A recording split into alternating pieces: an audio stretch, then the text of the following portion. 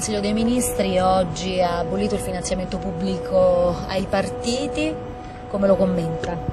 Se è vero è una buona notizia, certamente bisogna andare a verificare cosa c'è scritto nella legge, se seriamente si rinunzia ai rimborsi elettorali, se si elimina il finanziamento ai partiti oppure al contrario c'è sempre la scappatoia. Il rischio è che si finisca in mano a lobby private che poi alla fine comanderanno su chi deve fare politica. A parte una riforma elettorale che ci vuole da fare subito, per il resto credo che la priorità sia il lavoro per finanziare famiglie e piccole e medie imprese. E poi bisogna recuperare i fondi, bisogna fare una lotta seria all'evasione fiscale e andare a tassare i soldi, 180 miliardi che gli italiani hanno portato illecitamente in Svizzera, come hanno fatto gli altri paesi. Non si capisce perché l'Italia, che è a corto di denaro, non lo faccia. La seconda cosa, c'è un patrimonio confiscato alla mafia, 80 miliardi di euro di patrimonio, che venga venduto, una parte venga destinato sicuramente ad associazioni, a comuni che possono utilizzarlo, ma dall'altra parte venga utilizzato per migliorare le condizioni di vita dei cittadini, delle famiglie e delle imprese,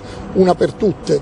Nella terra dei fuochi l'Italia dei Valori ha aperto un presidio di legalità, lo farà in tutti i posti martoriati alla mafia e alle ecomafie. Abbiamo aperto una sede a Casal di Principe, bene, lì i beni confiscati vengano venduti e vengano utilizzati per bonificare quelle zone. Certamente se si fa così sarà raggiunta la funzione sociale della confisca.